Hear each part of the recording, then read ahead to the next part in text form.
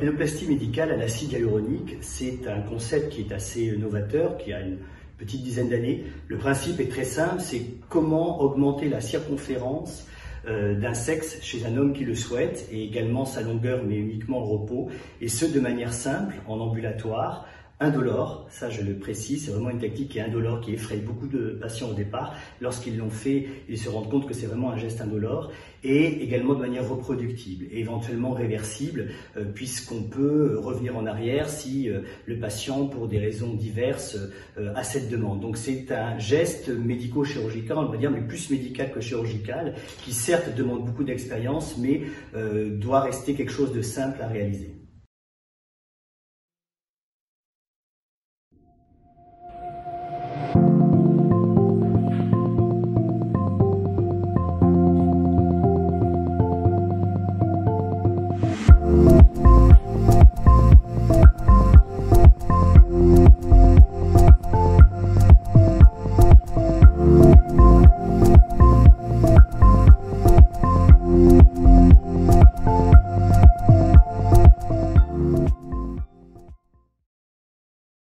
Alors évidemment que la demande elle va croissante, c'est un peu le parallèle que j'évoque toujours avec les implants mammaires chez la femme qui n'ont eu de cesse d'augmenter depuis la dernière décennie, et donc cette demande elle est de plus en plus importante chez les hommes dès lors qu'ils ont cassé leur tabou, qu'ils osent en parler. Il y a vraiment une demande que l'on sent pressante chez les patients.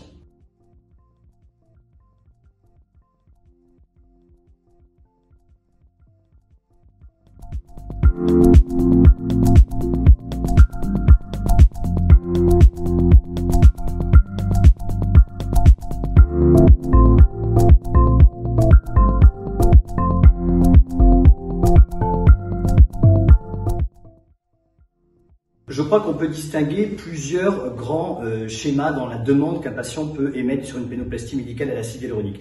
D'abord, il y a le syndrome du vestiaire. C'est le plus classique, c'est-à-dire que tout le monde sait qu'un homme déshabillé en salle de sport va être complexé lorsqu'il va se comparer à d'autres camarades et voir que peut-être son sexe n'est pas aussi important qu'il le souhaiterait. Ça, c'est une demande très importante. Ensuite, ça peut être une augmentation juste d'un pénis qui a une dimension correcte, mais l'homme souhaite avoir plus. Donc, c'est une demande tout à fait licite. Après, il peut y avoir un vécu difficile et une frustration chez certains patients qui ont eu des remarques désobligeantes avec leur partenaire précédente, et donc ils vivent très mal, et donc ils ont du mal un petit peu à nouveau s'épanouir dans leur relation sexuelle. Ce qu'il faut savoir, c'est que ça concerne tout âge, toute condition socio-professionnelle.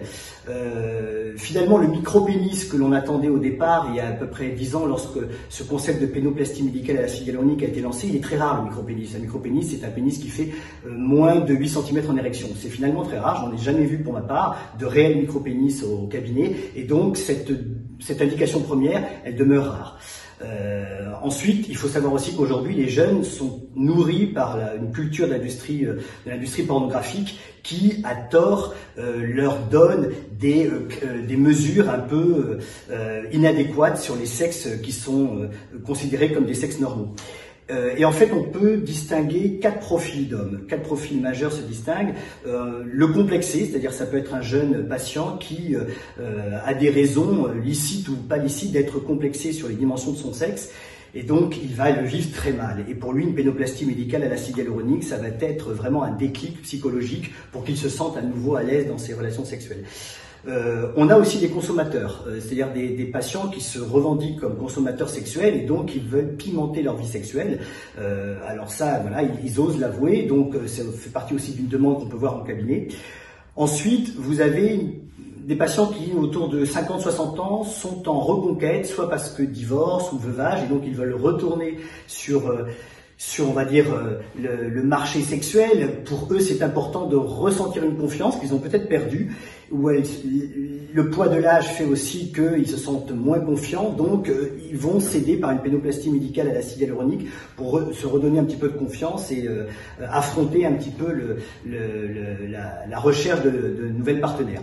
Puis ensuite, on a le sportif. Alors le sportif, on en voit beaucoup, j'en vois beaucoup au cabinet, ça peut être des boxeurs, des footballeurs, des rugbyman. Ce sont des hommes qui ont vraiment vraiment un complexe parce qu'ils ont pu comparer avec des camarades lors de leur activité sportive et ils pensent qu'en effet, ils ne sont pas assez gâtés par la nature. Il y a aussi des patients qui cultivent le naturisme et lorsqu'ils sont déshabillés sur les plages ou dans sur le lieu de vacances, ils sont très gênés parce qu'au repos, ils trouvent que leur sexe n'est pas assez gros ou rétracté. Donc, ils vont avoir cette demande de pouvoir allonger au repos, bien évidemment, leur sexe grâce à cette technique. Ce qui est important de noter à ce titre, c'est la relation, la proportion qui existe entre le corps d'un homme et son sexe. Je m'explique, si vous avez un patient qui mesure 1m90 et qui pèse 100 kg, qui est très musclé, il va toujours trouver son sexe est vraiment trop petit, alors qu'il peut avoir des proportions tout à fait normales. À l'inverse, un homme qui est plutôt mince et plutôt de taille moyenne aura l'impression d'avoir un gros sexe alors qu'en fait il n'en est rien. Donc le rapport, le ratio body, corps et organes sexuels a quand même son importance pour pouvoir revaloriser et redonner confiance à un homme qui pense ne pas être dans un bon rapport.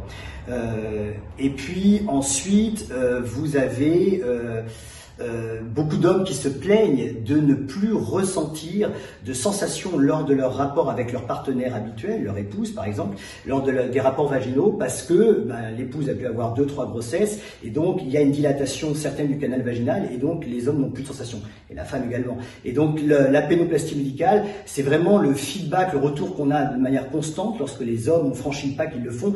À nouveau, ils ont des sensations et leur partenaire également, donc ça les motive pour reprendre une vie sexuelle plus épanouie.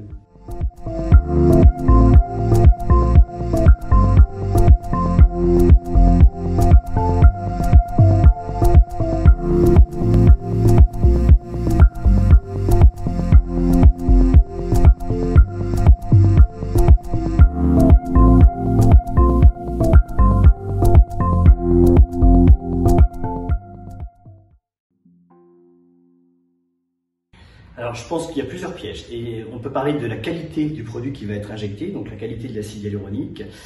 Il doit être pur, il ne faut surtout pas diluer les produits. J'ai pu entendre, j'ai pu constater chez certains patients qu'ils avaient été injectés avec des produits qui étaient un petit peu changés dans leurs propriétés. Attention au prix attractif beaucoup trop bas. Une pénoplastie médicale, ça a un coût comme tout acte esthétique. Fort heureusement, on ne fera pas ça 50 fois dans sa vie, mais donc il faut se méfier, notamment chez les sujets jeunes qui n'ont pas forcément budgétisé à l'avance, de produits beaucoup trop bas qui sous-entendent soit des produits pas de très bonne qualité, soit éventuellement de techniques d'injection pas tout à fait aux normes.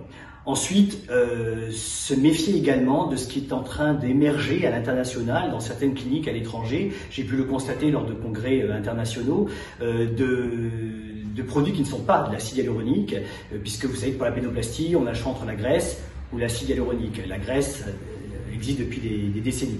Il semblerait que des produits qu'on appelle des inducteurs tissulaires, qui sont en fait des produits censés relancer une collagénose, qui sont certes utilisés en esthétique, notamment au niveau du visage, mais je ne pense pas du tout qu'ils soient adaptés pour le pénis, puisqu'on n'a pas de recul et on ne sait absolument pas sur le long terme ce que ce genre de produit peut engendrer en termes de fibrose non contrôlée. Donc attention, réflexion sur le long terme, ne pas prendre de risques, les années passent vite et donc il ne faut pas se retrouver avec des effets secondaires que le médecin aura du mal à gérer. Donc pas d'inducteur tissulaire, autre qu'un acide hyaluronique. Notamment, il y a eu des cas coréens, des cris d'injection au niveau du gland ou de la verge avec des produits inducteurs tissulaires qui ont engendré des effets secondaires. Et se méfier également des fausses promesses, j'ai pu le constater sur certains sites internet, notamment sur un allongement de la longueur du pénis en érection. C'est totalement faux. La pénoplastie, c'est la circonférence, un plus grand diamètre et une longueur au repos par lourdeur, par gravité, qui peut être très séduisante, mais absolument pas de gain en érection en longueur. Alors, ce qu'il faut aussi comprendre, c'est que la pénoplastie reste un geste sur mesure. Et il y a des pièges qu'il faut savoir éviter, à savoir, on a des patients circoncis, d'autres qui ne sont pas circoncis. Pour les patients circoncis, il faut savoir évaluer où se trouve leur cicatrice. Est-ce que c'est une cicatrice haute? Est-ce qu'elle est basse? Est-ce qu'elle est fibreuse? Est-ce qu'elle a des irrégularités? Et enfin, pour les patients qui ne sont pas circoncis, la longueur de leur prépuce, puisque un des pièges, c'est d'avoir un œdème passager, certes, mais qui peut être gênant, un œdème du prépuce. Donc il faut vraiment il y a beaucoup de paramètres à évaluer lorsqu'on se lance dans une pénoplastie médicale, entre la qualité de la peau, le prépuce, la circoncision, cicatrice haute, basse, type de cicatrice.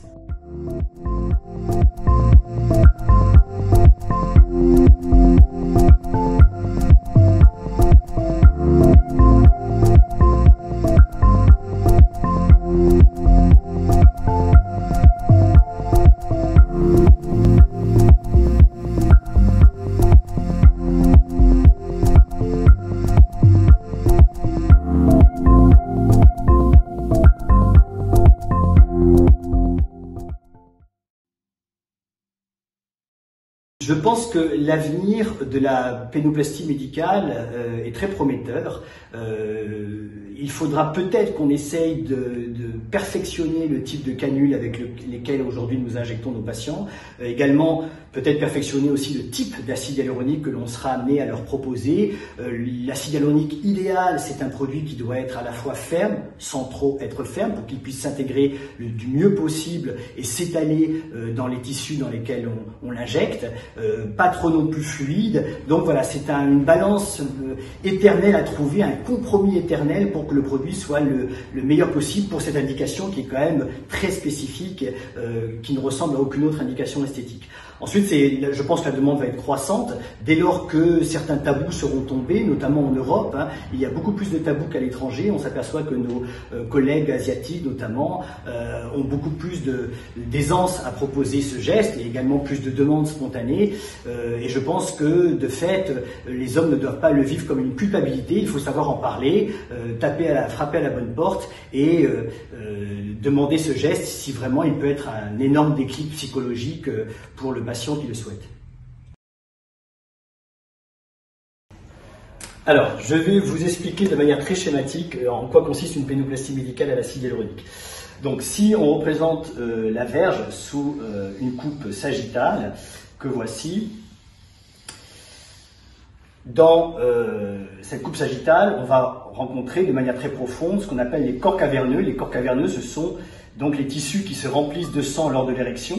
Et donc, ces corps-là, bien sûr, il ne faut pas les injecter. Ce sont des organes nobles. Et il ne faut absolument pas injecter de l'acide hyaluronique là-dedans. Donc ça, c'est les corps caverneux. Donc, c'est les tissus érectiles du pénis qui, lorsqu'il est en érection, se chargeant de sang, des petites alvéoles s'ouvrent et les corps se dilatent. Sous ces corps caverneux, vous avez ce qu'on appelle le corps spongieux. Le corps spongieux, c'est ce qui constitue essentiellement le gland. Donc à l'extrémité de la verge, on va trouver le gland qui n'est constitué que de corps spongieux. Et au milieu de ce corps spongieux, on trouve l'urètre. L'urètre, c'est évidemment par où sort l'urine ou le sperme lors des rapports. Et donc la pénoplastie médicale à l'acide hyaluronique va consister à injecter la verge, mais en périphérie, pour la rendre donc plus volumineuse. Et schématiquement, donc, il existe ici une petite couche de tissu, qui est un espace qu'on appelle cellulo-graisseux, qui peut être complètement collabé, rétracté chez certains patients, et puis chez d'autres qui a une petite épaisseur, en quelques millimètres. Et donc, c'est dans cet espace, puisque là, vous avez schématiquement ici la peau. Donc la peau, c'est ce que on touche directement. Et ici, vous allez avoir une tunique très épaisse qu'on va appeler l'albuginée. Cette tunique très épaisse va en fait protéger le corps caverneux d'une éventuelle pénétration d'un corps étranger, et notamment lors de l'injection. Et donc l'objet lors de la pénoplastie, c'est d'injecter cet espace-là, cet espace cellulo-graisseux, donc que l'on va remplir d'acide hyaluronique. Donc on est, comme vous pouvez le constater, à distance des corps caverneux qu'il ne faut pas injecter. Et l'injection, ici nous sommes à midi, on peut noter ici 15h, 18h et 21h. L'injection doit se faire sur les 3 quarts antérieurs, c'est-à-dire qu'elle commencera là, on va tourner dans le sens des aiguilles d'une montre et on va l'arrêter ici. Pourquoi ne pas injecter le dernier cadran postérieur? Pour ne pas être en contact avec le corps spongieux et l'urètre qui circule à l'intérieur. Donc c'est un sorte d'enrobage du sexe sur son côté le plus externe, mais en étant évidemment sous la peau et pas trop profond pour pas approcher de l'albuginée qui protège les corps caverneux. Et ici, bien sûr, vous avez des organes, des éléments nobles qui circulent. Vous avez l'artère pénienne, accompagnée de la veine dorsale profonde de la verge, et également le nerf, donc le pédicule vasculo-nerveux, mais ça normalement il n'y a aucun objet à les rencontrer puisqu'on est bien au-dessus, et vous avez la veine dorsale superficielle. Souvent les patients constatent qu'ils ont une grosse veine dilatée juste sous la peau de leur sexe. Cette veine, elle est située théoriquement juste au-dessus, donc on l'évite également en injectant, puisqu'avec la canule d'injection, on va la décoller, on va passer en dessous.